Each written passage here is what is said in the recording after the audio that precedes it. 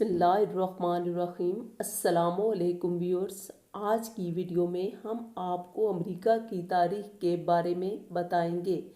अल्लाह ताला ने तमाम इंसानों को बराबर तख्लीक किया है और इन्हें बहुत से हकूक़ से भी नवाजा है। इन हकूक़ में शामिल है जीने का हक़, खुशी का हक़, आज़ादी का हक़। किसी भी कौम की कामयाबी के कई राज होते हैं। ऐसी ही कोई कौम तरक्की नहीं करती, बल्कि इसके पीछे कानून की पासदारी, वक्त की पाबंदी, सफाई और हालात के साथ कवानीन में तब्दीली है। 27,000 साल पहले इस सरजमीन का कोई नाम नहीं था। यहाँ पर कोई इंसान भी मौजूद नहीं था। बहरा ओकेयानूस के अंदर बहुत बड़ा खित्ता मौजूद था, जिस पर अमेरिका, कनाडा, मेक्सिको बना है। तकरीबन 15,000 साल पहले दुनिया में कुछ जोग्राफियाई तब्दीलियाँ हुईं। उस वक्त सिर्फ एशिया, अफ्रीका और यूरोप में कुछ लोग आबाद थे। रशिया का इलाका साइबेरिया, जो कि आजकल बहुत ठंडा है, उस वक्त ये गर्म था। यहाँ पर मंगोल लोग आबाद थे। मंगोल हमेशा खुराक की तलाश में रहते, यहाँ से वहाँ तक अपने आप को जिंदा रखा हुआ था। लेकिन 15,000 साल पहले आने वाली खुशहाली की वजह से इस इलाके में इनका जिंदा रहना मुश्किल हो गया और ये लोग खुराक की तलाश में सफ़र करते हुए अमेरिका के साथ रूस के साहिली इलाकों में पहुंच गए। अमेरिका और रूस के दरमियान में एक समंदर है, जिससे बेरिंग समंदर कहते हैं। इस समंदर के अंदर छोटे छोटे जज़ायर भी मौजूद हैं। 15,000 साल पहले जब जोग्राफियाई तब्दीलियाँ आईं, तो इन जज़ायर में बर्फ़ जमा हो गई। इस बर्फ़ की वजह से ये दोनों मुल्क एक हो गए। मंगोल जब रूस के साहिल पर पहुँचे, तो वो उस ठोस बर्फ़ को अबूर करके अमेरिका में दाखिल हो गए। वहाँ उन्हें चारों तरफ खूबसूरत मैदान और खूबसूरत नज़ारे नज़र आने लगे और मौसम भी गर्म था। इन लोगों को ये नई दुनिया बहुत पसंद आई। यहाँ पर उन लोगों को खुराक और रहने की जगह भी मिल गई। ये लोग यहीं बस गए। कुछ सदियाँ गुजरने के बाद जब ज़मीन में मज़ीद जोग्राफियाई तब्दीलियाँ हुईं, तो बेरिंग समंदर की तरफ थोड़ा मौसम गर्म होना शुरू हुआ, तो बर्फ़ पिघलने लगी। तो अमेरिका और रूस दो अलग मुल्क हो गए। 15,000 साल पहले आबाद होने वाले इन लोगों का असल वतन अमेरिका था। ये लोग अमेरिका में फलने फूलने लगे थे। वो अपना जीवन खुशी से गुजार रहे थे कि अचानक इनकी खुशियों को नज़र लग गई। 1442 में इस सरजमीन पर कदम रखने वाला पहला बाशिंदा क्रिस्टोफर कोलंबस था। वो भारत की खोज में निकला था। भारत को उस वक्त यूरोप में इंडिया कहा जाता था। 14वीं सदी में बहुत से इंडिया के ताजर यूरोप जाते और यूरोप के बहुत से ताजर इंडिया आते और इंडिया को सोने की चिड़िया माना जाता था। क्रिस्टोफर कोलंबस को भेजने वाला शख्स उस वक्त का स्पेन का बादशाह था। उससे पहले भी बहुत से हुक्मरानों ने भारत को ढूंढने की कोशिश की, मगर वो अफ्रीका के समंदर ही को पार ना कर सके। इसलिए कोलंबस ने सोचा भारत इसी तरफ होगा। वो कई महीने सफ़र करता रहा।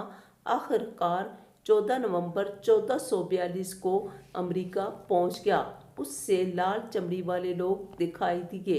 क्योंकि वो भारत की तलाश में था, इसलिए उसने इन लोगों को रेड इंडियन का नाम दिया। लेकिन उन लोगों को अच्छा ना लगा। उन लोगों को तो ये भी पता नहीं था कि दुनिया में इंसानों की कोई और भी बस्तियां हैं। वो अमेरिका ही को अपना वतन मानते थे। हज़ारों किलोमीटर दूर से आया कोलंबस उनके लिए एक एलियन था। अमेरिकी लोग बहुत भोले भाले थे। वो कोलंबस को देखकर पहले डर गए, लेकिन कोलंबस बहुत चालाक इंसान था। उसने इनको तोहफे ताइफ देकर बहला फुसला लिया کچھ عرصے بعد جب وہ واپس اسپین گیا تو ان میں سے 6 لوگوں کو ساتھ لے گیا تاکہ وہاں جا کر ثابت کر سکے کہ اس نے انڈیا کھوج لیا ہے۔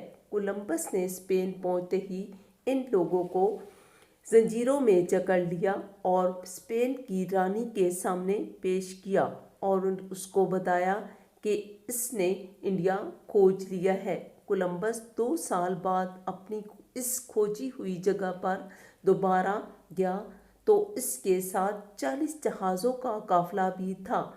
اس دفعہ اس نے واپسی پر 100 لوگوں کو ساتھ لے لیا اور اسپین پہنچتے ہی رانی سے کہا کہ ان لوگوں کو اپنا غلام بنا لے، لیکن رانی نے ان لوگوں کو غلام بنانے سے انکار کر دیا اور حکم دیا کہ ان لوگوں کو واپس ان کے وطن چھوڑ آؤ۔ جب اگلی دفعہ کولمبس امریکہ گیا تو ان لوگوں کو آزاد کر دیا۔ ادھر یورپ میں یہ بات پھیل گئی کہ کولمبس نے انڈیا ڈھونڈ لیا ہے، لیکن کولمبس کو یہ بات پتہ نہیں تھی کہ بہت جلد یہ افواہ غلط ثابت ہوگی۔ جب واسکو ڈے گاما نے ہندوستان کا کھوج لگا لیا تب لوگوں کو پتہ چلا کہ کولمبس غلط تھا۔ ادھر یورپ کے حکمرانوں کو پتہ لگا کہ پرتگالیوں نے ہندوستان کو ڈھونڈ لیا ہے، تو ان نے کولمبس کی تلاش کی ہوئی جگہ پر اپنی کالونیاں بنانی چاہیے اور امریکہ کی اس دھرتی پر حکمرانی کرنے کے لیے اسپین اور فرانس کے درمیان کشمکش شروع ہو گئی اور سالوں تک یورپی لوگ امریکہ میں آ کر آباد ہوتے رہے۔ یہاں پر یورپ کے لوگوں کے آباد ہونے سے مقامی لوگوں کی زندگی عذاب بن گئی۔ یورپی لوگوں نے مقامی لوگوں کی بڑی تعداد مار دی اور کچھ کو اپنا غلام بنا لیا۔ 16ویں اور 17ویں صدی کے دوران فرانسیسی، اسپینش اور برطانیہ کے لوگوں کی بڑی تعداد امریکہ میں آ کر آباد ہو گئی۔ 1607 سے لے کر 1732 تک کل 13 نوآباد کار علاقے امریکہ میں آباد کیے گئے۔ ان 13 نوآباد کار علاقوں میں امریکن وار آف انڈیپینڈنس نے برطانیہ سے آزادی حاصل کر کے USA کی بنیاد رکھی۔ یہ لڑائی 1765 سے لے کر 1775 تک لڑی گئی۔ ان میں سے پہلے 10 سال امریکن ریولیوشن کے ہونے والے یورپی باشندوں نے امریکن ریولیوشن کے اس دور میں مقامی لوگوں کا ساتھ دیا۔ 4 جولائی 1776 کو امریکہ مکمل طور پر آزاد ہوا اور جارج واشنگٹن پہلے صدر بنے۔ 19ویں صدی کے وسط میں امریکہ میں پھر خانہ جنگی شروع ہوئی۔ یہ جنگیں مقامی کالے اور گورے لوگوں کے درمیان تھیں۔ اس خانہ جنگی میں بہت سے ریڈ انڈین مارے گئے۔ 1860 میں جب ابراہیم لنکن امریکہ کے صدر بنے تو انہوں نے ان جنگوں کو رکوانے میں اہم کردار ادا کیا اور مقامی لوگوں کا ساتھ دیا۔ 20ویں صدی تک امریکہ اتنا ترقی یافتہ ملک نہیں تھا۔ اس وقت برطانیہ ہی سپر پاور تھا، لیکن ورلڈ وار کے دوران برطانیہ کو بہت نقصان ہوا اور معاشی طور پر بدحال ہو گیا۔ اس طرح یورپ میں بہت بڑی تعداد میں فیکٹریاں، ملیں بند ہو گئیں۔ اس کا فائدہ امریکہ نے اٹھایا۔ جو مال پہلے یورپ میں تیار ہوتا تھا وہ امریکہ میں تیار ہونے لگا اور امریکہ نے اپنا مال دوسرے ملکوں میں بھیجنا شروع کر دیا اور امریکہ نے دوسرے ملکوں کے لوگوں کو بھی ویلکم کہا۔ اس طرح امریکہ طاقتور ملک بن گیا۔ امریکہ کو ریڈ انڈین کا بھی اندیشہ ہونے لگا۔ انہوں نے ان کو بھی مال و دولت اور دیگر مراد دینی شروع کر دی، لیکن اس وقت ریڈ انڈین کی تعداد امریکہ میں بہت کم رہ گئی تھی۔ امریکہ کی کل 50 ریاستیں ہیں، اس لیے امریکہ کے جھنڈے میں بھی 50 تارے ہیں۔ اس وجہ سے امریکہ کو یونائیٹڈ اسٹیٹ آف امریکہ بھی کہا جاتا ہے۔ امریکہ کا دارالحکومت واشنگٹن DC ہے۔ امریکہ میں سب سے زیادہ عیسائی لوگ آباد ہیں۔ امریکہ کی قومی زبان انگلش ہے۔ امریکہ میں ہر مذہب کے لوگ آباد ہیں۔ 73.7% عیسائی ہیں۔ 18.2% ایسے لوگ ہیں جو کسی بھی مذہب کو نہیں مانتے۔ 8.1% مسلمان ہیں۔ 2.5% دوسرے مذاہب کو ماننے والے لوگ ہیں۔ 2.1% یہودی۔ امریکہ کا سب سے بڑا شہر نیو یارک ہے۔ امریکہ 37,96,742 مربع کلومیٹر رقبے پر پھیلا ہوا ہے۔ امریکہ دنیا کا سب سے بڑا تیسرا ملک ہے۔ امریکہ آبادی کے لحاظ سے بھی تیسرا بڑا ملک ہے۔ اس کی آبادی 32.54 کروڑ ہے۔ امریکہ کی طاقت کا اندازہ اس سے بھی لگایا جا سکتا ہے کہ دنیا میں کوئی بھی ایسا ملک نہیں جس کی سرزمین پر امریکی اڈا یا بحری بیڑا موجود نہ ہو۔ آج کل کی دنیا میں ایئر کرافٹ کو بہت بڑی جنگی طاقت مانا جاتا ہے اور یہ صرف امریکہ کے پاس ہے۔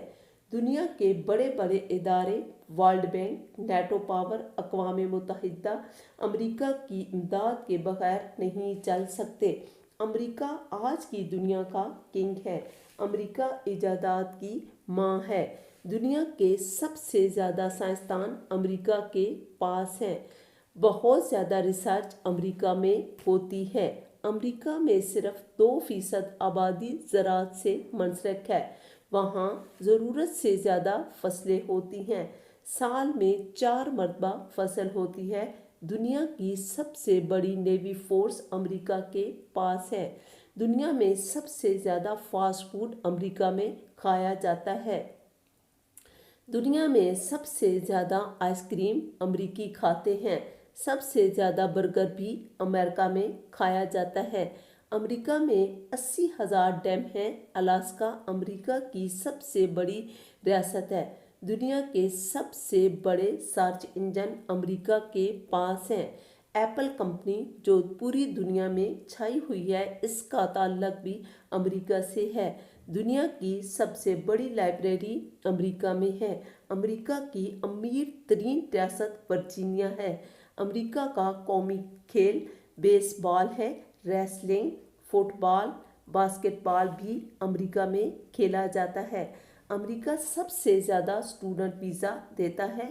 امریکہ نے ہر کام برطانیہ کے الٹ کیا تاکہ اس کی اپنی پہچان بن سکے۔ امریکہ میں لیفٹ ہینڈ ڈرائیونگ ہے جبکہ برطانیہ میں رائٹ ہینڈ۔ ایکس ویلٹن امریکہ کی امیر ترین عورت ہے۔ اس کی دولت 38.2 ارب ڈالر ہے۔ جو بائیڈن امریکہ کے 46ویں صدر ہیں اور امریکہ میں صدارتی نظام ہے۔